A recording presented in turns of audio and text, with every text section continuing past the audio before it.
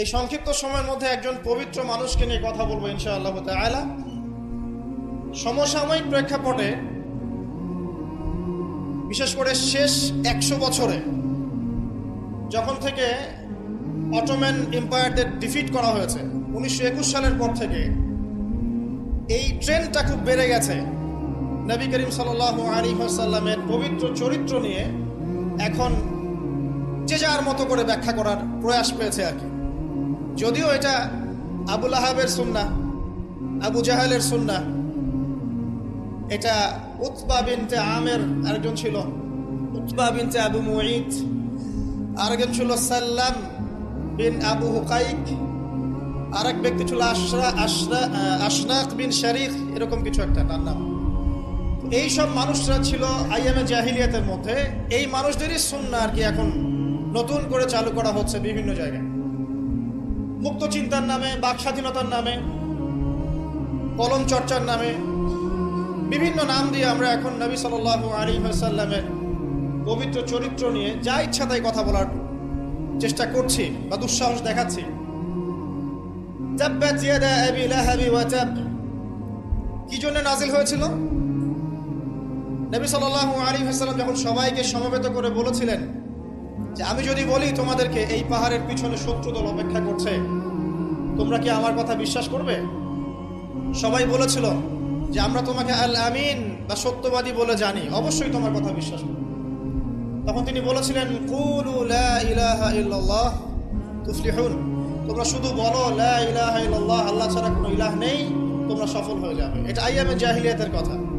আবু লাহাব তালি দিয়েছিল, হাত দিয়ে তালি দিয়েছিল এবং ঢিল নিক্ষেপ করেছিল, নবী সাল্লাল্লাহু আলাইহি ওয়াসাল্লামকে কষ্ট দিয়েছিল।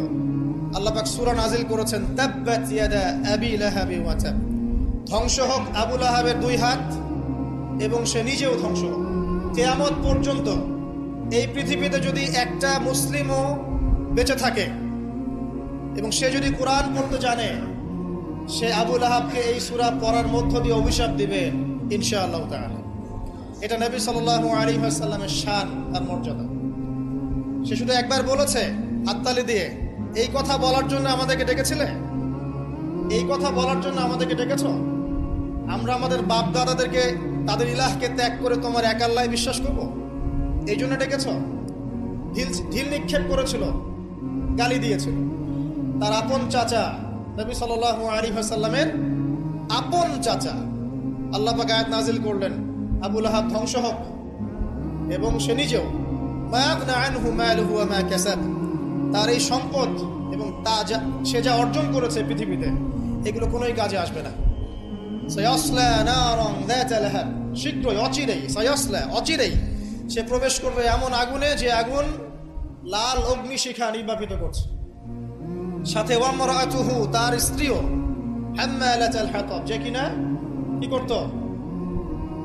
হাম্মালাতাল হাতাব, খড়কুটা বহন করত, নবী সাল্লাল্লাহু আলাইহি ওয়াসাল্লামের আঙিনায় ফেলত। ফি জিদিহা হাবলুম মিন মাসাদ, তার গলায় থাকবে খেজুর পাকানো রশি, এটা দিয়ে আযাব দেওয়া হবে নাউযুবিল্লাহ। কিয়ামত পর্যন্ত যত মানুষ বেঁচে থাকবে মুসলিম, যারা কোরআন পড়বে, ছোট হোক বড় হোক, ধনী গরিব, সাদা কালো, যে কোনো জায়গার, যে কোনো জাতির, যে কোনো বর্ণের, যে কোনো রঙের, আবু লাহাবকে সে কিয়ামত পর্যন্ত গালি দিতে থাকবে। এটা আল্লাহ পাকের বিচার। আর পরকালে তো তার জন্য যন্ত্রণাদায়ক শাস্তি অপেক্ষা করছে। আরেকজন ব্যক্তি ছিল যার নাম উতাইবা, এ আবু লাহাবেরই ছেলে।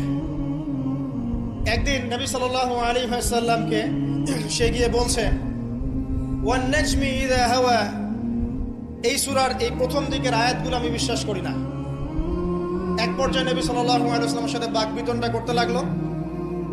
আমাদের নবীজি তো তর্ক করতেন না, স্বল্পভাষী, মিষ্টিভাষী, নরম মানুষ ছিলেন, তর্ক করতেন না, নিজে কাউকে কখনো একটা থাপ্পড়ও দেননি, এমন মানুষ ছিলেন। তো সেই মানুষটাকে সে মুখে থুতু নিক্ষেপ করেছিল, তবে এই থুতুটা তার মুখ পর্যন্ত পৌঁছে নাই, আল্লাহ পাক পৌঁছাতে দেননি। আরো কষ্ট দেওয়ার জন্য তার জামা টানা হেঁচড়া করছিল। আর রাহিকুল মাখতুম বইয়ের মধ্যেই আছে, পড়ে দেখবেন। আল্লামা সফিউর রহমান মোবারকপুরি রাহিমাহুল্লাহ রচিত আর রাহিকুল মাখতুম, যেটা 1187টা বা 85টা বইয়ের মধ্যে ফার্স্ট প্রাইজ পেয়েছে, প্রথম স্থান অধিকার করেছে এই বই। এখানেই লেখা আছে নবী সাল্লাল্লাহু আলাইহি ওয়াসাল্লাম কষ্ট পেয়েছিলেন। কষ্টে তখন তিনি বলেছেন আল্লাহর কাছে, ওই মুহূর্তে বলেছেন, আল্লাহ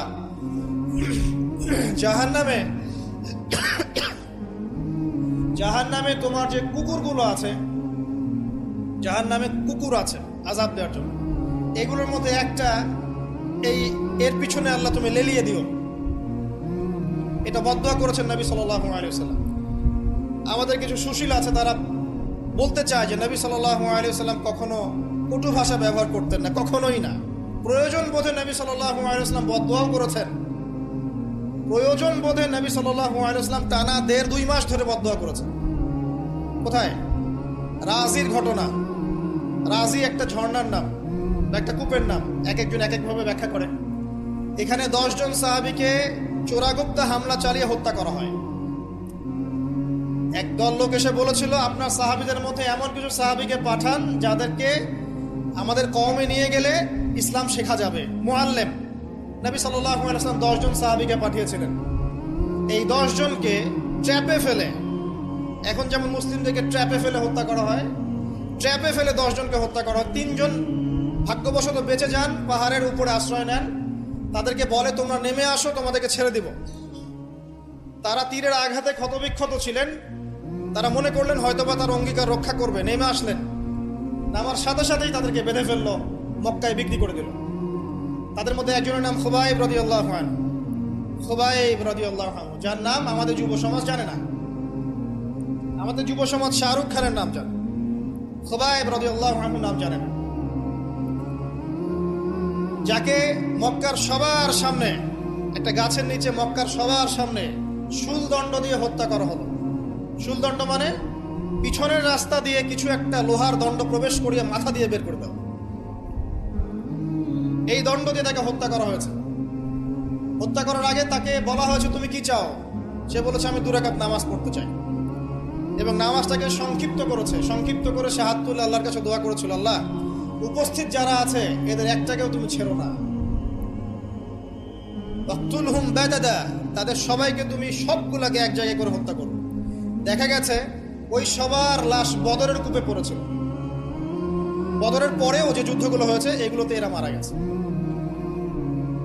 বদরের পরে যে যুদ্ধগুলো হয়েছে এর পরে এগুলো মারা গেছে। আসলে ঘটনাটা বদরের পরেই সম্ভবত।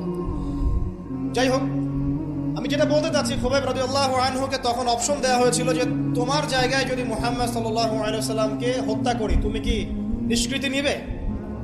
সে তখন বলেছিল রাদিয়াল্লাহু আনহু যে আমার জায়গায় মুহাম্মদ সাল্লাল্লাহু আলাইহি ওয়াসাল্লামের একটা চুলকেও যদি আঘাতপ্রাপ্ত করা হয় আমি সেটাও বরদাস্ত করব না। এবং তিনি তখন একটা কবিতা আবৃত্তি করেছিলেন। বিভিন্ন কিতাবের মধ্যে কবিতাটা আছে, ওয়ালাস্তু বালি হিনা উক্তালু মুসলিমান, আমি কোনো পরোয়াই করি না যখন আমাকে মুসলিম হিসেবে মৃত্যু দেওয়া হচ্ছে। আলাই জাম মিন কানিল্লাহি মাসরাই, যে পাশেই আমাকে পাশ ফেরানো হোক না কেন, এই পাশ আল্লাহর জন্যই। ওয়াযালিকা লিলাহ ওয়া ইয়াশা, তিনি এমন একজন ইলাহ যিনি চাইলে ইউবারিক আলা ফি কুল্লি শিলইন মুমাজ্জাআত, তিনি আমার দেহের প্রত্যেকটা হাড় এবং গোশতের টুকরায় বারাকা দিতে পারেন। তাকে এভাবে শহীদ করা হয়। তো এই 10 জনকে ট্র্যাপে ফেলে হত্যা করা হয়েছিল। খুবাইব রাদিয়াল্লাহু আনহু তাদের মধ্যে একজন। খেয়াল করে দেখেন, নবী সাল্লাল্লাহু আলাইহি ওয়াসাল্লাম এই ঘটনার পরে 1 থেকে 1.5 মাস তিনি টানা বদদুয়া করেছেন এই কওমকে যেন আল্লাহ পাক ধ্বংস করেন। ঠিক আরেকটা ঘটনা এর কয়েক মাস পরে ঘটে যায়, এর নাম বীরে মাউনার ঘটনা। বীরে মাউনা একটা জায়গার নাম, যেখানে একইভাবে দিন শেখার কথা বলে দায়ীদেরকে ডেকে নিয়ে এসে 70 জন দায়ীকে একসাথে হত্যা করা হয়েছে ট্র্যাপে ফেলে। এই জিনিসগুলো হিস্ট্রির কথা মনে করিয়ে দেয় আমাদেরকে। ইসলামের ইতিহাস পড়ে দেখেন, মঙ্গলরা, ওদিকে রোমকরা, বাইজেন্টাইনরা বিভিন্ন সময় মুসলিমদেরকে ভেবে ট্র্যাপে ফেলে হত্যা করেছে। মসজিদে ঢুকিয়ে চারদিক থেকে মসজিদকে পুড়িয়ে দিয়েছে, আগুন দিয়ে দিয়েছে। এরকম অনেক ঘটনা ঘটেছে ইতিহাসে। আব্বাসীয় খেলাফতের সময় মঙ্গলরা যখন আক্রমণ করেছিল, মাত্র 40 দিনের ব্যবধানে 10 থেকে 20 লক্ষ মানুষকে হত্যা করেছে, সবাই মুসলিম। একটা কথা মনে পড়ে যায় ঘটনাটা বলতে গেলেই, ওই সময় আব্বাসীয় খেলাফতের যে মানে আমির ছিলেন বা খলিফা ছিলেন, তারা মোটামুটি দুনিয়া পূজারী হয়ে গিয়েছিলেন আর কি। দুনিয়ার যে মোহ তাদের মধ্যে ঢুকে গিয়েছে, ধন সম্পদ জমা করে করে এক একজন স্তূপ করেছিল আর কি। তো মঙ্গল যে কমান্ডার ছিল, যে হত্যা করেছে, সে আব্বাসীয় খলিফাকে তখন হেস্টে নিয়ে এসে বলছে, কি চাও? সে বলছে, আমি পিপাসার্থ, পানি চাই। কারাগারে নিয়ে গিয়ে ওর মুখটা দুজন মিলে খুলে, দুজন দিক থেকে ধরে সোনার কয়েন ঢালা হয়েছে গলার মধ্যে। বলছে, খাও এগুলো পান কর। ওই মঙ্গল কমান্ডার, যে মঙ্গল, ওই যে হালাকু খায়ের নাম শুনেছেন, চেঙ্গিস খা হালাকু, ওদের বংশধর, সে বলছিল যে এই যে ধন সম্পদগুলো তোমরা জমা করেছিলে, মুসলিমদেরকে বলছে, মুসলিম খলিফাকে, এই ধন সম্পদগুলো তোমরা যে জমা করেছিলে, এইগুলো যদি নিজেরা জমা না করে তোমাদের জনগণের কল্যাণে ব্যয় করতে, তারা আজকে তোমার পক্ষে যুদ্ধ করতে। এখন এগুলো খাও, পানি নাই। মঙ্গল কমান্ডারের কাছে শিক্ষণীয় বিষয় আছে না? যেটা বলছিলাম, নবী সাল্লাল্লাহু আলাইহি ওয়াসাল্লাম ক্ষেত্র বিশেষে বদদুয়া করেছেন। এই ব্যক্তির সম্পর্কে বদদুয়া করেছিলেন যে, আল্লাহ আমাকে কষ্ট দিয়েছে, আমার মুখে থুতু নিক্ষেপ করতে চেয়েছে, আমার পোশাক ছিঁড়ে ফেলেছে, আল্লাহ তুমি তোমার জাহান্নামের কুকুরের মধ্যে একটা কুকুরকে দিয়ে খাইয়ে দিও। এই ব্যক্তি সিরিয়ায় গিয়েছিল ব্যবসা করতে, হঠাৎ করে রাত্রেবেলা দেখে চারপাশে বাঘ। আর এগুলো কোনো গাল গল্প নয়, হঠাৎ করে বাঘ চারপাশে। সে বলছে, আমি মারা যাব। তার সঙ্গী সাথীরা বলছে যে, আমরা তো এখানে আছি, কোনো সমস্যা নেই, আমরা তো কিছু দেখতে পাচ্ছি না। সে বলছে, না, আমি যা দেখতে পাচ্ছি তোমরা দেখতে পাচ্ছ না। রাতের অন্ধকারে ঠিকই একটা বাঘ এসে তার গলা গর্দান ছিঁড়ে নিয়ে চলে গেছে। ওই যে বদদুয়া নবী সাল্লাল্লাহু আলাইহি ওয়াসাল্লামের, এই যে ফল। আরেকদিন নবী সাল্লাল্লাহু আলাইহি ওয়াসাল্লাম নামাজ পড়ছেন কাবার হাতিমে, সেজদা দিয়েছেন। উকবা বিন আবি মুঈত, একজন কাফের, ওই যে উটের, বড় উটের ঘটনা জানেন না, উটের নাড়ি ভুড়ি নিয়ে এসে তার গর্দানে গলায় চাপিয়ে দিল, আর পা দিয়ে নবী সাল্লাল্লাহু আলাইহি ওয়াসাল্লামের গালটাকে ঠেসা দিয়েছিল, যাতে প্রায় তার চোখ বের হয়ে আসতেছে এমন একটা অবস্থা। যদি কাউকে এভাবে চাপ দেওয়া হয় খুব জোরে, চোখটা লাল হয়ে যাবে না? এইভাবে স্পষ্ট লেখা আছে সিরাতের গ্রন্থগুলোতে। নবী সাল্লাল্লাহু আলাইহি ওয়াসাল্লামকে এই অবস্থা থেকে উদ্ধার করলেন তার মেয়ে ফাতিমা রাদিয়াল্লাহু আনহা। আল্লাহর নবী প্রচন্ড কষ্ট পেলেন এই দিন, প্রচন্ড কষ্ট, এবং হাত তুলে তিনি একটা একটা করে নাম উল্লেখ করতে থাকলেন। আল্লাহ, আবু জাহেল ইবনে হিশাম, উকবা বিন আবি মুঈত, উতবা, শাইবা, রাবিআ, নাম উল্লেখ করতে থাকলেন। আল্লাহ, এদেরকে তুমি ছেড়ো না, এদেরকে দেখে নিও। নবীজি একবার যখন আল্লাহর সামনে বলবেন কিয়ামতের মাঠে, আল্লাহ আমার উম্মত, আল্লাহ আমার উম্মত, আল্লাহ পাক এক দোয়াতেই নবী সাল্লাল্লাহু আলাইহি ওয়াসাল্লামকে বলবেন, তোমার উম্মতের মধ্যে যার অন্তরে সরিষা পরিমাণ ঈমান আছে ওকে বের করে নিয়ে আসো। সেই মানুষ যদি বদদুয়া করে নাম ধরে, তাদের কি অবস্থা হবে এবার চিন্তা করেন। সেই মানুষের শান, তার মর্যাদা, তার চরিত্র নিয়ে কেউ যদি কথা বলে, কটূক্তি করে, তার অবস্থা পরকালে কি হবে চিন্তা করেন। দুনিয়াতে হয়তো কিছু হবে না, হয়তো পার পেয়ে যাবে। এই দুনিয়াটা চূড়ান্ত ফলাফলের জায়গা নয়।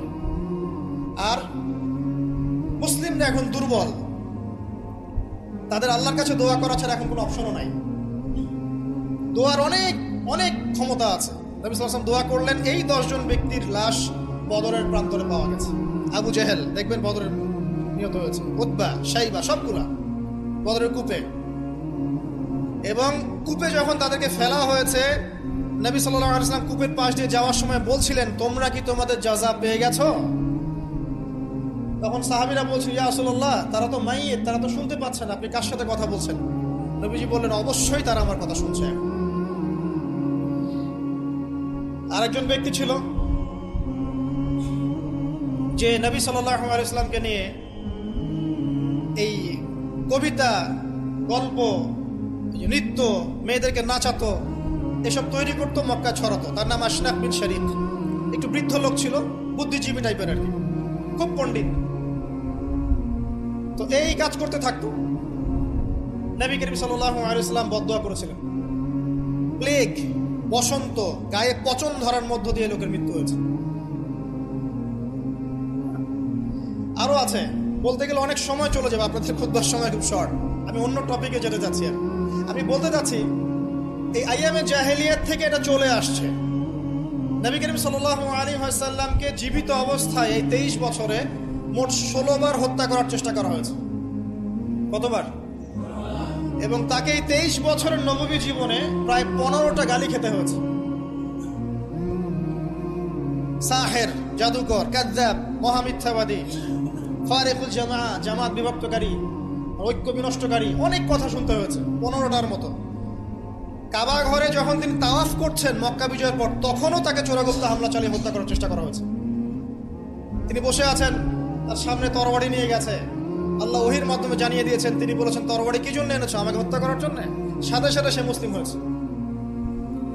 ইহুদিরা ডেকেছে, এই যে বনু নাজির গোত্র, যাদের ঘটনা সূরা হাশরের মধ্যে বর্ণিত আছে, সূরা হাশরের পিছনে দেখবেন বনু নজিরের ঘটনা আছে। বনু নজির এরা ডেকেছে নবী সাল্লাল্লাহু আলাইহি ওয়াসাল্লামকে, চুক্তি নিয়ে আমরা কথা বলবো, আমরা শান্তি নিয়ে কথা বলবো, এই জন্য ডেকেছে। নবী করিম সাল্লাল্লাহু আলাইহি ওয়াসাল্লাম আবু বকর ওমর রাদিয়াল্লাহু আনহুকে নিয়ে গিয়েছেন, দেয়ালের পাশে বসেছেন, উপর থেকে পাথর ফেলে হত্যা করার চেষ্টা করা হয়েছে। আল্লাহ পাক জানিয়ে দিয়েছেন, তিনি সেখান থেকে চলে গেছেন। প্রায় 16 বার, আমার ছোট্ট গবেষণা, সিরাতের বইগুলো পড়ে দেখেন, প্রায় 16 বার তাকে হত্যা করার চেষ্টা করা হয়েছে। তাকে জীবিত অবস্থায় প্রায় 15টা গালি খেতে হয়েছে। কিন্তু প্রত্যেকটা বিষয়ের রিফ্লেকশন একই রকম ছিল না।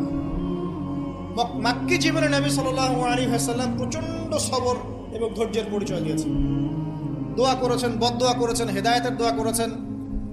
কিন্তু মাদানী জীবনে যখন নবী করিম সাল্লাল্লাহু আলাইহি ওয়াসাল্লাম যখন একটা স্টেটের প্রধান, রাষ্ট্রপ্রধান, তার কাছে ইকোনমিক পাওয়ার, পলিটিক্যাল পাওয়ার, সামরিক পাওয়ার সবকিছু আছে, একটা সুপার পাওয়ারের মতো, ঠিক তখন তিনি এই অপবাদগুলো সহ্য করেন নাই।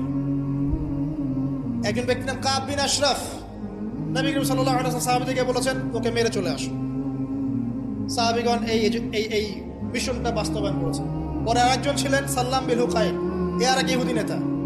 নবীজি একদিন বলেন, আমাকে কষ্ট দিয়েছে, কে আছো আমার মনে শান্তি দিতে পারো? 3 জন সাহাবী চলে গেলেন। খায়বারের দুর্গের মধ্যে ঢুকেই তার কেসাস করা হয়েছে। সবসময় রিফ্লেকশন একই রকম ছিল না। মক্কা বিজয়ের পরে, মক্কা বিজয়ের দিন তিনি সবাইকে ক্ষমা করে দিয়েছেন আমভাবে, শুধু কয়েক শ্রেণীর মানুষ বাদ দিয়ে। যার মধ্যে এক শ্রেণী হচ্ছে যারা নবী করিম সাল্লাল্লাহু আলাইহি ওয়াসাল্লামকে সারা জীবন বিভিন্নভাবে কথা, গান, লেখা, নর্তকী বিভিন্নভাবে তাকে কষ্ট দিত। ইবনু খাতাল নামে একজন ব্যক্তি ছিল, সে কাবা ঘরের গেলাফ ধরে ঝুলেছিল। ওই অবস্থায় আলী রাদিয়াল্লাহু আনহু তাকে হত্যা করেছে। আমি আপনাদেরকে বলছি না যে এটা সলিউশন, আমি এটা বলছি না আপনাদের। আমি আপনাদেরকে বলতে চাচ্ছি, জীবিত অবস্থাতেই নবী সাল্লাল্লাহু আলাইহি ওয়াসাল্লামকে প্রায় 15টা গালি খেতে হয়েছে, তাকে 16 বার হত্যা করার চেষ্টা করা হয়েছে। কিন্তু সবসময় তার রিফ্লেকশন একই রকম ছিল না, প্রতিক্রিয়া একই রকম ছিল না। যখন মাক্কি যুগ, মুসলিমদের অবস্থা দুর্বল, মুসলিমদের হাতে কোনো রকম ক্ষমতা নেই, আলাদা রাষ্ট্র নেই, কোনো ইকোনমিক বেস নাই, আমরা সেখানে অনেকটাই দুর্বল, বেশ দুর্বল। বরং সেখান থেকে হিজরত করে চলে যেতে হয়েছে মদিনায়, তাই নয় কি? সেক্ষেত্রে ওই জায়গায় নবী করিম সাল্লাল্লাহু আলাইহি ওয়াসাল্লাম কোনো রকম সামরিক এগ্রেশন নেন নাই, কোনো রকম সামরিক বা আঘাতের বদলে আঘাত, এই টাইপের কোনো কনক্লুশনে তিনি যাননি। সবর করেছেন, বদদোয়া করেছেন। ঠিক যেমন আমি বললাম, আমাদের করণীয় এখন এটাই, সবর করতে হবে, আপনাকে বদদোয়া করতে হবে, আপনি নিজের রাসূলের আদর্শের উপর থেকে দেখাবেন, ইত্যাদি ইত্যাদি। এখন আপনার সেই ক্ষমতা নাই, সিম্পল। এখন আপনি এরকম কোনো ইনিশিয়েটিভ নিতে যাবেন না। এই অবস্থায় আপনি এরকম কোনো ইনিশিয়েটিভ নিতে যাবেন না যেমনটা নবীজি মদিনায় নিয়েছিলেন। তাহলে মুসলিমরা উল্টা ক্ষতির মধ্যে পড়তে পারে, বরং জমিন মুসলিমদের জন্য আরো সংকুচিত হয়ে আসতে পারে। কিন্তু মদিনার যুগে নবী সাল্লাল্লাহু আলাইহি ওয়াসাল্লামের যখন সেরকম ক্ষমতা ছিল, তখন তিনি অ্যাকশন অন্যরকম নিয়েছেন। যদি কখনো এই জমিনে আল্লাহ পাক ইসলামকে আবার সেই জায়গায় নিয়ে যান, তখন সেই অ্যাকশন নেওয়া হবে। চোরের যে হাত কাটে, চুরি করলে হাত কেটে দেওয়া হয়, এটা কি আপনি এ ধরনের কোনো সিচুয়েশনে বাস্তবায়ন করতে পারবেন? পারবেন না, সিম্পল, বিকজ এটা ইসলামিক স্টেট নয়। যদি কোনো জায়গায় আল্লাহ পাক পৃথিবীর কোনো জায়গায় ভবিষ্যতে কোথাও এরকম কোন স্টেট কায়েম করেন, আল্লাহ চাইলে করতে পারেন, আল্লাহ চাইলে পারেন, যেটা এখন মোটামুটি বলতে গেলে সারা বিশ্বে কোথাও নাই। যেখানে যেখানে আছে একটু আইওয়াশ, এটা আইওয়াশ, আমার কাছে এটা আইওয়াশ। কারণ চোরের হাত কেটে যদি আমি ইহুদিদের সাথে বন্ধুত্ব করি, তাহলে এটা কতটুকু ইসলামিক রাষ্ট্র হলো সেটা আল্লাহ ভালো জানে। কথা বুঝতে পারছেন? চোরের হাত কাটলাম ঠিকই, কিন্তু আমি এদিকে আমার ইকোনমিক সেকশনে, সামরিক সেকশনে সব ইহুদি খ্রিস্টানদের সাথে আমি বন্ধুত্ব করে রেখেছি, এটা কতটুকু ইসলামিক স্টেট আল্লাহ ভালো জানে। যাই হোক, ওদেরকে নিয়ে মাথা ব্যথা নাই। বিষয়টা হচ্ছে, যদি কখনো আল্লাহ পাক এমন কোনো জায়গা দেন মুসলিমদেরকে ভবিষ্যতে, তখন চোরের হাত ঠিকই কাটা হবে, তখন ব্যভিচারের শাস্তি ঠিকই দেওয়া হবে, জেনার জন্য বেত্রাঘাত করা হবে, ইত্যাদি ইত্যাদি। কিন্তু সেটা তো আপনি এখন করতে পারবেন না।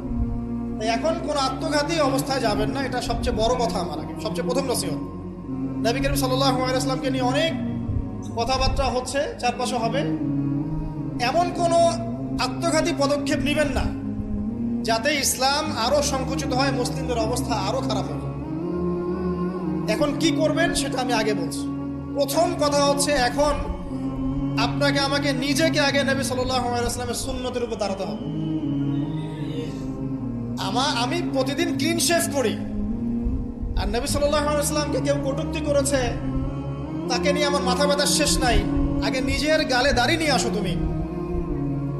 আমি 5 ওয়াক্ত সালাতই আদায় করি না, ইসলামকে নিয়ে কেউ যদি ব্যঙ্গ করে, আমি এমন শোডাউন শুরু করি যাতে মনে হয় আমি একমাত্র পাক্কা মুসলিম, আর কেউ মুসলিমই না। আগে নামাজ পড়েন 5 ওয়াক্ত, নবীর সুন্নাহগুলো নিজের উপর আগে ইমপ্লিমেন্ট করেন, নিজের উপর আগে বাস্তবায়ন করেন। সবার আগে এটা কাজ আমাদের। দ্বিতীয় কাজ কি?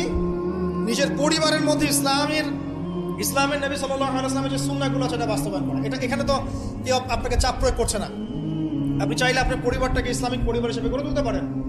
এটা আপনার প্রথম দায়িত্ব, প্রথম দিকের কাজ। নবীর সুন্নাহর উপর থেকে মানুষকেও সুন্নাহর দিকে ডাকা, এটা কাজ। নবীর আদর্শে নিজে আগে এস্টাবলিশ হয়ে দেখানো যে এটাই নবীর সুন্নাহ। আজকে আমাদেরকে দেখলে অনেক সময় মানুষ বাজে মন্তব্য করে, মুসলিমরা যে মাপে কম দিচ্ছে, মুসলিমরা মজুদ করছে, মুসলিমরা সুদ খাচ্ছে, মুসলিমরা ঘুষ নিচ্ছে, মুসলিমরা দুর্নীতি করছে, মুসলিমদের দিকে আঙ্গুল তুলছে সবাই। এই জিনিসগুলো কি নবীর আদর্শ? আমরা তো নিজেরাই নবী করিম সাল্লাল্লাহু আলাইহি ওয়াসাল্লামের আদর্শের উপর অ্যাপ্রোপ্রিয়েটলি থাকতে পারছি না।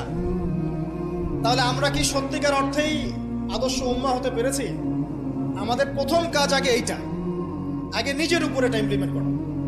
দেখবেন এভাবে যখন আমরা প্রত্যেকেই নবীর সুন্নাহ মেনে চলবো, জীবনে, পারিবারিক জীবনে, ইবাদতে, অর্থনীতিতে, সমাজে, চলাফেরায়, মুআমালাতে, দেখবেন ইনশাআল্লাহ তাআলা আস্তে আস্তে আস্তে আস্তে দেখবেন পরিবেশ পরিস্থিতি সব পরিবর্তন হবে।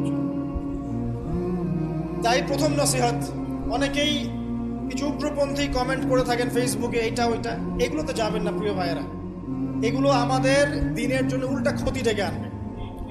এবং যারা ইচ্ছাকৃতভাবে মুসলিমদেরকে উস্কায়, তারা চায় যে মুসলিমরা এমন কোনো কাজ করুক যাতে তারা মুসলিমদেরকে ডমিনেট করার কোনো সুযোগ খুঁজে পায়। আত্মঘাতী কোনো পদক্ষেপে যাবেন না, এটা আমার প্রথম নসিহত। এবার আসেন, আমরা কয়েকটা পয়েন্টে দেখাবো নবী সাল্লাল্লাহু আলাইহি ওয়াসাল্লাম আসলে কেমন চরিত্রের মানুষ ছিলেন, কি করেছেন, এবং দিন শেষে তিনি কি পেয়েছেন, আমাদেরকে কি দিয়ে গেছেন, এবং আমাদের বেসিক্যালি তার জীবনে নিয়ে কি কি কাজ করা দরকার। আমি জাস্ট এতটুকু কথা বলে আজকে খুব শেষ করব। আমি একটা পয়েন্ট দিয়ে শুরু করছি। 1 নাম্বার দেখেন, নবী করিম সাল্লাল্লাহু আলাইহি ওয়াসাল্লাম যে সমাজে ছিলেন, আইয়ামে জাহিলিয়াত বলি না আমরা, কেন বলি? কারণ সেখানে জাহেলি কাজ হতো। এই তো জাহেলি কাজ মানে অজ্ঞতাপূর্ণ কাজ, মূর্খতাপূর্ণ কাজ। তাহলে জাহেলকে যে জাহিলিয়াতের কাজ করে সেই জাহেল, আলেমকে যে ইলম অনুযায়ী আমল করে সে আলেম, একইভাবে জাহেল সে যে জাহিলিয়াতের কাজ করে। আইয়ামে জাহিলিয়াতে নবী সাল্লাল্লাহু আলাইহি ওয়াসাল্লাম যখন নবী হচ্ছেন বা নবী হওয়ার আগে পরের সময়টা আপনি একটু সিরাত ঘাটাঘাটি করে দেখেন, দেখবেন ওখানে মেইন সমস্যা ছিল শিরক, আল্লাহ পাকের একত্ববাদের সাথে শিরকের মিশ্রণ 1 নাম্বার। 2 নাম্বার ছিল রিবা, সুদ। সমাজের ইকোনমি পুরো সুদ ভিত্তিক ছিল। 3 নাম্বার দেখবেন মাদক, খামার, খালি মাদকের ছড়াছড়ি। 4 নাম্বার দেখবেন এই যে নারী জাতির ফিতনা, নারীর অবমাননা, নারীকে মোটেই মূল্যায়ন করা হতো না। তবে এতটুকু বলে নেই, ওই যুগেও নারীদের পোশাকটা শালীন ছিল এই যুগের চাইতে। ওই যুগেও নারীদের পোশাকটা শালীন ছিল এই যুগের চাইতে, কিন্তু ওদেরকে অধিকার দেওয়া হতো না, বৈবাহিক অর্থনৈতিক অধিকার দেওয়া হতো। জেনা ছিল বেশি, ব্যভিচার ছিল বেশি, জুয়া এগুলো বেশি ছিল, এবং গোত্রীয় হানাহানি, দ্বন্দ্ব সংঘাত বেশি ছিল। এখন আপনি একটু ঠান্ডা মাথা চিন্তা করেন যে এই প্রত্যেকটা প্রবলেমস এখনকার বিশ্বে নাই, ওই জাহিলি যুগের চেয়ে বেশি আছে না কম আছে? এখন তাহলে কোন যুগটাকে আমরা আইয়ামে জাহিলিয়াত বলবো? ওই যুগটাই কি শুধু আইয়ামে জাহিলিয়াত, নাকি আবার জাহিলিয়াত ফিরে এসেছে? প্রতিটা জায়গায় আপনি ঘেটে দেখেন শিরকের ছড়াছড়ি আছে, ইভেন মুসলিমদের মধ্যেও আছে, মুসলিমদের ভিতরেও শিরক আছে। প্রতিটা ডিপার্টমেন্ট ঘাটেন রিবা আর রিবা, সুদ ছাড়া আমরা চলতে পারি না। সুদ খাবো আর বলবো যে নবীকে গালি যারা দিয়েছে ওদেরকে হত্যা করো, এই কথা বলছি, তাই না? নিজে আবার সুদখোর। তুমি নিজেই তো আল্লাহ এবং তার রাসূলের সাথে যুদ্ধ করছো। আল্লাহ পাক কি বলেছেন? যে ব্যক্তি সুদ ছাড়ছে না সে কার সাথে যুদ্ধ করছে? আল্লাহ এবং তার রাসূলের সাথে যুদ্ধ করছে। তাহলে কোন মুখ নিয়ে আমি কথা বলতে পারি যখন আমি নিজেই রিবা খাই? পরিবর্তনটা কোথায় দরকার ভাই? নিজেদের আগে না? আচ্ছা, এখন দেখেন সারা ওয়ার্ল্ড রিবা কেন্দ্র।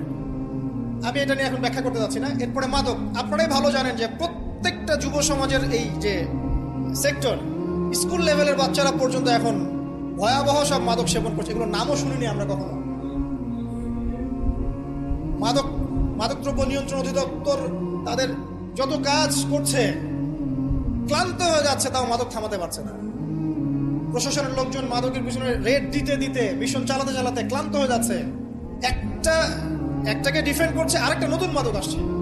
দেখবেন এগুলো কি পরিকল্পিত না? একটা যুব সমাজকে ধ্বংস করার জন্য। দেখেন ওই জাহেলিয়াত এখন নাই। নারীর যে ফেতনা, অবমাননা, এটা কি আগের চেয়ে বেড়েছে না কমেছে? এই সংক্ষিপ্ত সময় আমি ব্যাখ্যা করতে যাচ্ছি না, আপনারা ভালো জানেন বেড়েছে না কমেছে। মেয়েদের পোশাক, এখন মেয়েদের পোশাক আছে না ছেলেদের পোশাক? পোশাক পরেও মেয়েরা নগ্ন থাকছে না? ফ্যামিলিস্ট রেভলিউশনের কারণে মেয়েরা ছেলেদের জায়গা নিয়ে নিয়েছে না? সমাজে জেনা বেড়েছে, পরকীয়া বেড়েছে, ধর্ষণ বেড়েছে। এর বিপক্ষে পশ্চিমারা কোনো সমাধান দিতে পেরেছে? নবী সাল্লাল্লাহু আলাইহি ওয়াসাল্লামের বহু বিবাহ নিয়ে যারা কথা বলে, তাদের দেশে 91% মেয়ে ধর্ষণের, 91% যে রেপ হয়, 100% রেপের মধ্যে 91% মহিলা, এবং যাদের বয়স 20 বছরের কম, 18 বছরের কম, 18 বছরের কম প্রায় 46% সম্ভবত আমি দেখলাম মেয়ে রেপের শিকার হয়েছে। ওই সভ্যতায় যারা আমাদেরকে শিখায় যে ইসলামে বহুবিবাহ কেন নবী সাল্লাল্লাহু আলাইহি ওয়াসাল্লাম এতগুলো বিয়ে করেছেন, তারা শিখায়। বাদ দেন, ওইদিকে আমি যাচ্ছি না। মূল কথা বলছি যে এই জাহেলিয়াতের সমাজটাকে নবী সাল্লাল্লাহু আলাইহি ওয়াসাল্লাম পরিবর্তন করেছিলেন কিনা? কত বছরের মধ্যে? মাত্র 23। আমাকে একটা সমাজবিজ্ঞানী দেখান, একটা রাজনৈতিক নেতা দেখান, একটা অর্থনীতিবিদ দেখান, একটা দার্শনিক দেখান, একজন মহামানব দেখান, একটা লিডার দেখান, যে মাত্র 23 বছরের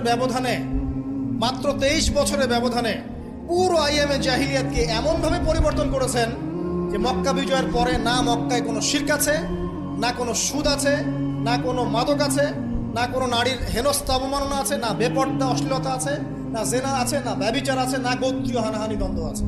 একটা মানুষ দেখান সারা বিশ্বে। চরিত্র কি নিয়ে গঠিত হয়? শুধু কি বিবাহ কেন্দ্রিক বিষয় নিয়ে চরিত্র গঠিত? মানুষের চরিত্র বলতে আমরা কি বুঝি? তার কথা, তার কাজ, তার আকীদা, তার আচরণ, তার ইবাদত, তার মুআমালাত, তার সামাজিক ব্যাপার স্যাপার, তার সিলাতুর রাহিম, তার সমাজ জ্ঞান, তার অর্থনীতির জ্ঞান, তার পলিটিক্যাল জ্ঞান, সবকিছু মিলেই তো একটা মানুষের ক্যারেক্টার। যখনই ক্যারেক্টারের প্রশ্ন আসে নবী সাল্লাল্লাহু আলাইহি ওয়াসাল্লামকে নিয়ে সরাসরি চলে যায় বিবাহ। কারণ আর কোনো সেক্টর নাই ক্যারেক্টার নিয়ে আলোচনা করার। ওগুলো তো ডিফেন্ড করাই যাবে। যাদের সাথে এই পর্যন্ত বাসে বসেছেন তারা তো আর ওই বিষয়গুলো বোঝে না, যে কোন জ্ঞান দিয়ে এই ইন্টারনালি ব্লাইন্ড সেকুলার প্রজন্মকে ডিফেন্ড করা যায়। তারা তো ইসলামিক বিষয়গুলো শুধু উপস্থাপন করবে, বাইরের বিষয়গুলো আনতে পারছে না। সো একটা মানুষের চরিত্র কত মহান হলে স্বয়ং আল্লাহ পাক তাকে বলতে পারেন ইন্নাকা লাআলা খুলুকিন আযীম, নিশ্চয় আপনি মহান চরিত্র অধিকারী। আল্লাহ পাক বলছেন। নবী সাল্লাল্লাহু আলাইহি ওয়াসাল্লামের 23 বছর সময় লেগেছে এগুলো পরিবর্তন করে সম্পূর্ণ আলোকিত একটা ইসলামী সমাজ প্রতিষ্ঠা করতে। একটা পয়েন্ট বললাম, তার চরিত্র আপনি বুঝে নেন, তার ক্যাপাবিলিটি বোঝেন, তার ব্যক্তিত্ব বোঝেন, তার গায়রত বোঝেন, তার শান মর্যাদা বোঝেন। 2 নম্বর দেখেন, 2 নম্বর পয়েন্ট, নবীজি যখন নবী হননি তার আগ থেকেও তিনি চেষ্টা করতেন সমাজ পরিবর্তন করতে। হেলফুল ফিজর তৈরি করেছিলেন ইত্যাদি।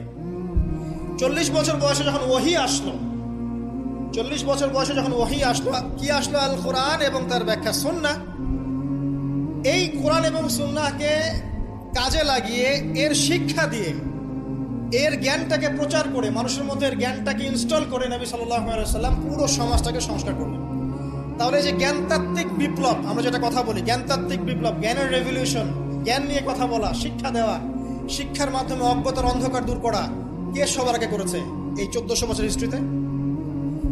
যারা এখন আমাদেরকে সায়েন্টিফিক এবং টেকনোলজিক্যাল জ্ঞানের কথা বলে, ওই পশ্চিমা সভ্যতাই, তারা কতদিন হলো সভ্য হয়েছে?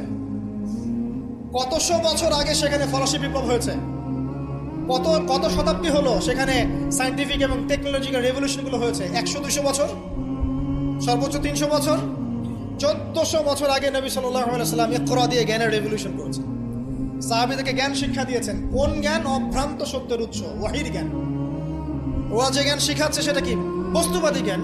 এখানে পরকাল নাই, এখানে আপনার জিন নাই, মালায়েকা নাই, বেহেশত নাই, জান্নাত নাই, জাহান্নাম নাই, হিসাব নাই, মিজান ফজিলত কিছু নাই, ঈশ্বর নাই। Godless education system. ওদের ভাষায় গড বলেছে, এটা নিয়ে আবার বিতর্কিত করেন না। কথা বলতেও ভয় পাই আমি, না জানি। আর আমি মুসলিমদেরকে বেশি ভয় পাই, কারণ তারাই বিতর্কিত করতে বেশি পছন্দ করে। গডলেস বলতে বুঝিয়েছি তাদের ভাষায় ঈশ্বরহীন একটা সিস্টেম। তো আমরা জ্ঞানের যে সিলসিলা দিয়েছি 1400 বছর আগে, ইকরা বিসমি রাব্বিকাল্লাযী খলাক দিয়ে, প্রত্যেকটা সাহাবী আবু বকর, ওমর, ওসমান, আলী থেকে শুরু করে একদম শেষ পর্যন্ত দেখবেন সবাই এই জ্ঞানের আলোয় আলোকিত হয়েই সমাজ পরিবর্তন করেছে। মক্কার 13 বছরে আমরা ছিলাম, একজন সাহাবী কি কোনো কাফেরের উপর হাত তুলেছিল? দেখাতে পারবেন? কোন কাফেরকে একজন সাহাবী হত্যা করেছে বা আঘাত করেছে বা থাপ্পড় দিয়েছে? বরং আপনি দেখবেন শত শত কাফের তারা মুসলিমদেরকে আঘাত করেছে, নির্মম নির্যাতন করেছে। বেলাল রাদিয়াল্লাহু আনহুকে শুইয়ে পাথর বিছিয়েছে, চাবুক মেরেছে, গা পুড়িয়ে দিয়েছে, কত কি করেছে। আবিসিনিয়ায় চলে যেতে হয়েছে, তায়েফে গিয়ে নবী সাল্লাল্লাহু আলাইহি ওয়াসাল্লামকে নিজের মার খেয়ে আসতে হয়েছে। এই যে 13 বছর সহনশীলতার পরিচয় দিয়েছেন এই শিক্ষায় শিক্ষিত মানুষরা, তারা কি উগ্র ছিলেন? তারা সন্ত্রাসী ছিলেন? তাদেরকে কি তরবারির জোরে ইসলাম কবুল করানো হয়েছে? এই 13 বছর যে সাহাবীরা ইসলাম কবুল করেছেন তারাই তো পরে বদরের যুদ্ধ করেছেন, পরে উহুদে গিয়েছেন, পরে খন্দক খায়বারে গিয়েছেন। এই যে বেসিকটা তৈরি করেছি আমরা মক্কার 13 বছরে, এই 13 বছরটা কি উগ্রতা দিয়ে প্রদর্শন করা হয়েছিল? কোন রকমের আগ্রাসী মনোভাব প্রচার করা হয়েছে? কিচ্ছু করা হয়নি। শুধু জ্ঞান তাত্ত্বিক সলিউশন দেওয়া, জ্ঞান শিক্ষা দেওয়া হয়েছে, কোরআন শিক্ষা দেওয়া হয়েছে, হাদিস শিক্ষা দেওয়া হয়েছে। এই শিক্ষার মধ্য দিয়ে যখন ভিতরটা পরিবর্তন হয়েছে, তখন মানুষ আল্লাহর কাছে আত্মসমর্পণ করেছে। এই ছিল আমাদের মক্কার 13 বছর। তাহলে যে জ্ঞানের কথা বলি আমরা, যে মানুষটার কাছে কোরআনের মতো কিতাব আসে, এক বাক্যে আপনি আমাকে বলেন কোরআনের একটা আয়াত থেকে মিথ্যা প্রমাণ করতে পারবে? কোরআন কারীমের মধ্যে যাররা পরিমাণ কি মিথ্যা আছে বা অমানবিক কোনো বিষয় আছে? মানুষ ভুলভাবে সেটাকে উপস্থাপন করে, কিন্তু যদি সঠিকভাবে উপস্থাপন করতে পারে বা সৎসাহস থাকে, পশ্চিমকালেও কোরআনে আপনি যাররা পরিমাণ ফল্ট পাবেন না। যালিকাল কিতাব লা রাইবা ফি, কোনো সন্দেহ নাই। এখন বলেন, এত পবিত্র একটা কিতাব একজন পবিত্র মহাপবিত্র সত্তার কাছ থেকে এসেছে, আর একজন জিবরাইল আলাইহিস সালাম ফেরেশতাদের লিডার, তিনি এটা বহন করে এনেছেন। এখন যে মানুষটার উপরে এটা নাজিল করা হচ্ছে, তিনি কত পবিত্র চরিত্রের অধিকারী, এখন আপনি চিন্তা করেন। যদি তার চরিত্রের মধ্যে যাররা পরিমাণ অপবিত্রতা থাকতো, তাহলে কোরআন কি তার উপর নাজিল হতো? বুঝতে পারছেন? মনে করেন আমাদের চরিত্রে কি অসংখ্য অপবিত্রতা আছে না?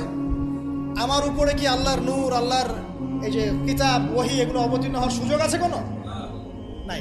আল্লাহ পাক পবিত্র মানুষদেরকে বাছাই করেন। আল্লাহ রাব্বুল আলামিন সবচেয়ে পবিত্র মানুষকে বাছাই করেছিলেন মহাপবিত্র কিতাব দেওয়ার জন্য। এটাই তো যথেষ্ট তার চরিত্র ব্যাখ্যা করার জন্য। আর কি প্রয়োজন? যার কাছে কোরআন নাজিল হতে পারে, তার চরিত্র নিয়ে কথা বলার কোনো অবকাশই নাই। তিনি যে কাজই করেছেন, যখন যে কথাই বলেছেন, যে ইনিশিয়েটিভ নিয়েছেন, প্রত্যেকটাই আল্লাহর হুকুমেই নিয়েছেন, এর হুকুমের বাইরে কিছু বলেন। শুধু তাই নয়, তার শত্রুরা পর্যন্ত মক্কায় কখনো বলতে পারেনি তিনি মিথ্যাবাদী, তিনি মাপে কম দেন, তিনি ওয়াদা খেলাফ করেন, তিনি অমুক, তিনি তমুক। তার শত্রুরা পর্যন্ত এটা বলতে পারেনি। বরং তার শত্রুরা বলেছিল এভাবে যে তোমাকে আমরা অবিশ্বাস করি না, বরং তুমি যে কোরআনের কথা বলছো এটাকে আমরা অস্বীকার করছি। এটা 2 নম্বর পয়েন্ট। জ্ঞানের রেভলিউশন আমরা দিয়েছি, নবী সাল্লাল্লাহু আলাইহি ওয়াসাল্লাম দিয়েছেন। আর এই জ্ঞান না থাকলে আপনি তো শূন্য। আমরা ঠিকই তো আছি জ্ঞানের উপরে।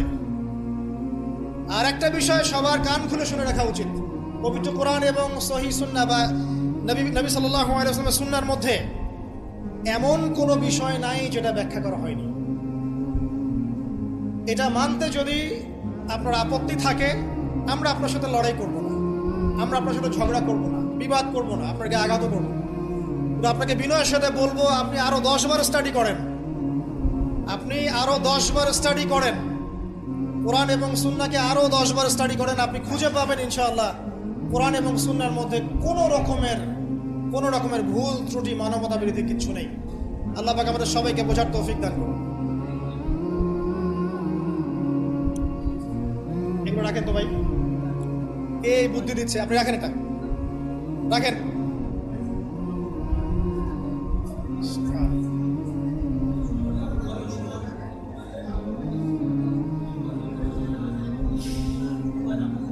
কয়টা পয়েন্ট বলেছি ভাই? শেষ করছি, সময় কম। তৃতীয় পয়েন্ট শোনেন, তৃতীয় পয়েন্টটা শোনেন।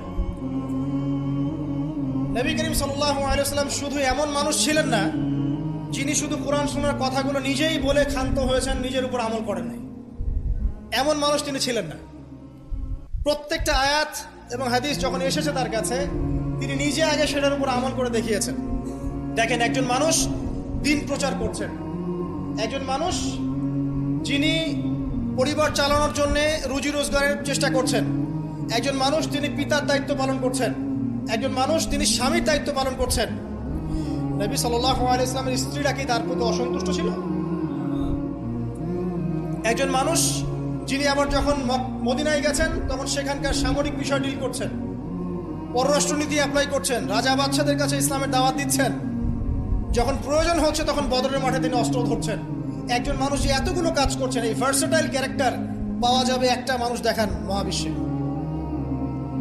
একটা মানুষকে দেখান যার কাছে এই চরিত্রের সবগুলো দিক আছে, যিনি একজন আদর্শ পিতা, আদর্শ নেতা, আদর্শ অর্থনীতিবিদ, আদর্শ ফিলোসফার, আদর্শ পলিটিশিয়ান, আদর্শ লিডার, কমান্ডার। একটা মানুষ দেখান যার মধ্যে সব গুণাবলীর সংমিশ্রণ আছে।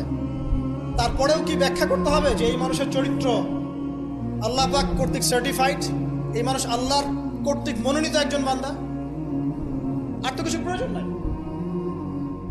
আবার নিজের উপর আমল দেখেন, এত কিছুর পরেও নিজে রাত জেগে তাহাজ্জুদ পড়ছেন, পা ফুলিয়ে ফেলছেন, সবচেয়ে বেশি জিকির করছেন, সবচেয়ে বেশি তেলাওয়াত করছেন, সবচেয়ে বেশি রোজা রাখছেন, সবচেয়ে বেশি নামাজ পড়ছেন।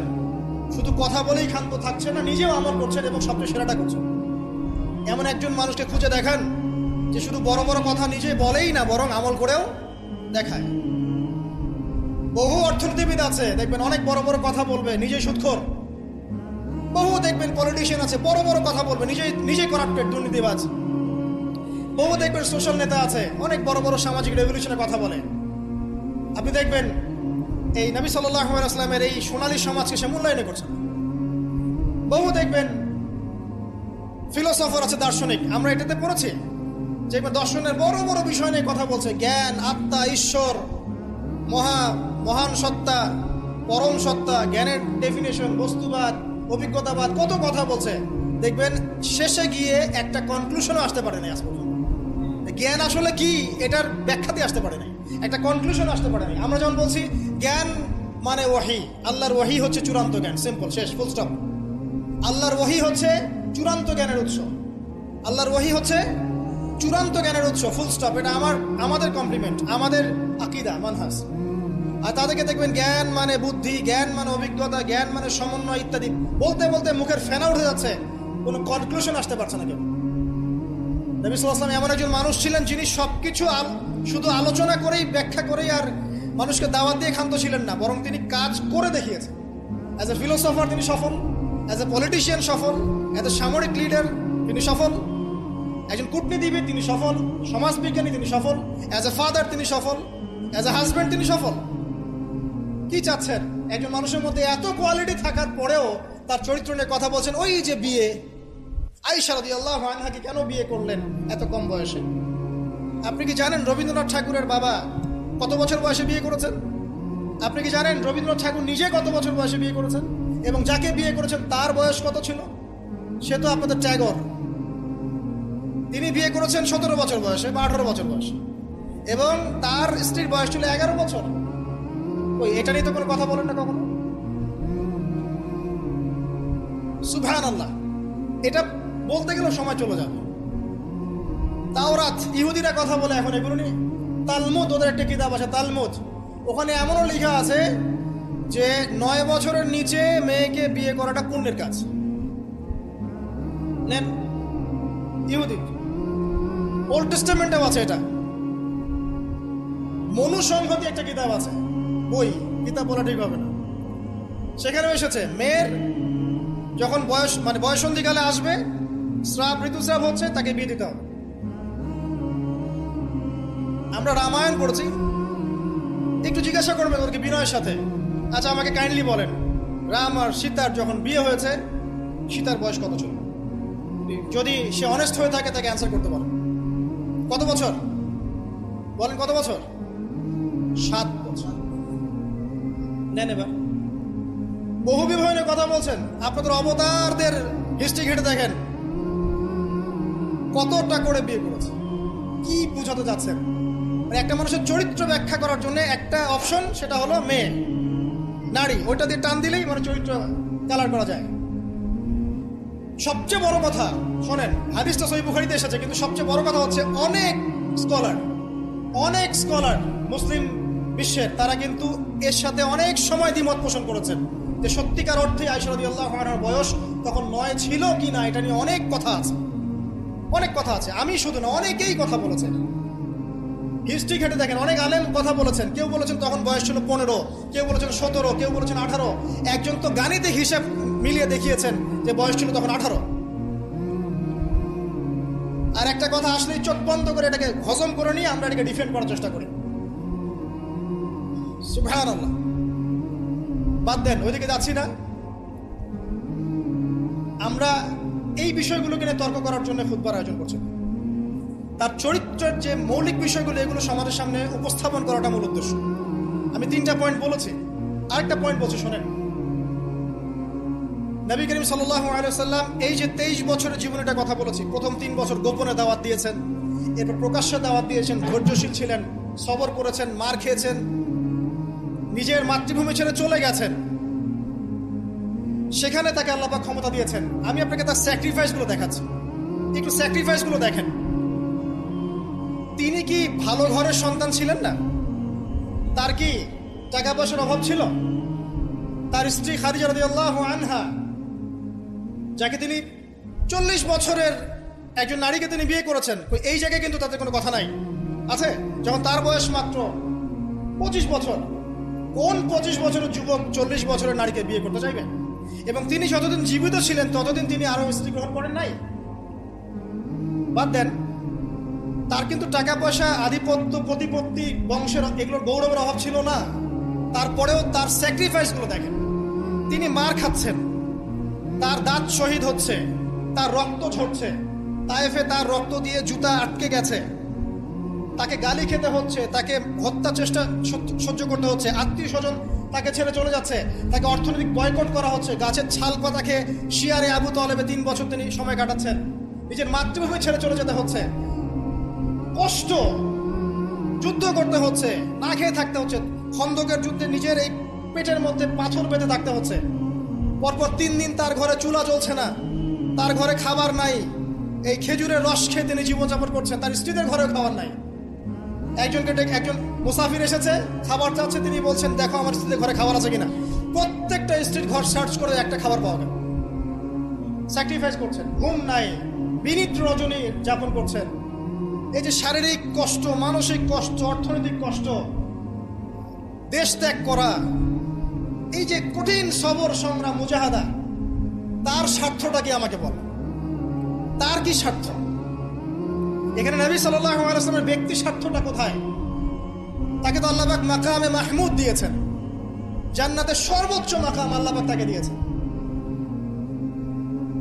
ইন্না আতাইনাকাল কাউসার, তোমাকে আমি কাউসার দিয়েছি, সম্মান দিয়েছে, মর্যাদা দিয়েছে। আলাম ইয়াজিদকা ইয়াতীমান ফাআওয়া ওয়া ওয়াজাদাকা দাল্লান ফাহাদা ওয়া ওয়াজাদাকা আইলান ফাগনা। আছে না সূরা? আলাম নাশরাহ লাকা সাদরাক ওয়া ওয়াদা'না আনকা ওয়িজরাক আল্লাযী আনকাযা যাহরাক ওয়া রাফা'না লাকা যিকরাক। তার জিকির, তার স্মরণকে সম্মানিত করা হয়েছে। সারা দুনিয়ার মানুষ তার নাম শুনলে সাল্লাল্লাহু আলাইহি ওয়াসাল্লাম পড়ে। প্রত্যেকটা মুসলিম এই উম্মতে মুহাম্মাদের মধ্যে, মুসলিম বা নন মুসলিম, হুয়েভার হি ইজ, তার মৃত্যুর পরে তার চেহারা তাকে দেখানো হবে, বলা হবে এই ব্যক্তিকে যাকে তোমাদের কাছে পাঠানো হয়েছে। তিনি আমাদেরকে ভাই বলে সম্বোধন করছেন। তিনি বলছেন, কাশ আমি আমার ভাইদেরকে দেখতে পেতাম। সাহাবীরা বলছেন, আমরা কি আপনার ভাই নই? তিনি বলছেন, না, তোমাদের পরে যারা আসবে আমাকে না দেখেই বিশ্বাস করবে এরা আমার ভাই। সব নবীকে দোয়া কবুলের ইখতিয়ার দিয়ে দেওয়া হয়েছে। সব নবী দোয়া দুনিয়ায় করে ফেলেছেন। আমাদের নবীজি এত কষ্ট করার পরেও দুনিয়াতে দোয়া করেন নাই। তিনি পরকালে দোয়াটা জমা রেখেছেন, সেটা শাফাআত, আমাদের সবার জন্য শাফাআত করবেন তিনি ইনশাআল্লাহ। এই শাফাআতে সমস্ত কবিরা গুনাহগার ব্যক্তি জান্নাতে যাবে। আমাকে বলেন, সব নবী যখন ইয়া নাফসি করবে, স্বয়ং নবীরা পর্যন্ত, এই নবীর মধ্যে আদম আছেন, নূহ আছেন, মূসা ঈসার মতো নবী আছেন আলাইহিস সালাম, ইব্রাহিম আলাইহিস সালামও আছেন, আবুল আম্বিয়া ওয়াল মুরসালিন। তখন তিনি বলবেন, ইয়া উম্মতি ইয়া উম্মতি। এখন আমাকে বলেন তার স্বার্থ কোথায়? তিনি যে এত হিউজ একটা স্ট্রাগল করলেন সারাটা জীবন ধরে। আমি আপনাকে তার স্ট্রাগলের সর্বশেষ নমুনাটা বলছি। একদম মৃত্যু শয্যায় যখন তার মৌতের যন্ত্রণা উঠে যায়, তিনি বলছেন মৃত্যুর যন্ত্রণা প্রচন্ড, তিনি এই কথা বলছেন আর চেহারাটা মুছছেন পানি দিয়ে। তখন ফাতিমা রাদিয়াল্লাহু আনহা এসে বলছেন, আমার বাবার কষ্ট, আমার বাবার কষ্ট। আর ফাতিমা রাদিয়াল্লাহু আনহাকে তিনি কানে কানে একটা কথা বললেন। ফাতিমা রাদিয়াল্লাহু আনহা হাসতে শুরু করলেন। তখন আয়েশা রাদিয়াল্লাহু আনহা পরে জিজ্ঞাসা করেছিলেন যে, কি বলেছে তোমাকে তোমার বাবা? তিনি বলেছিলেন যে, আমাকে আমার বাবা বলেছে যে এই যন্ত্রণায় তার ইন্তেকাল হবে। তখন আমি কাঁদতে শুরু করলাম। তারপরে আমাকে তিনি বললেন, আমার পরিবারের মধ্যে তুমি সবার আগে আমার সাথে দেখা করবে জান্নাতে। তখন আমি হাসতে শুরু করলাম।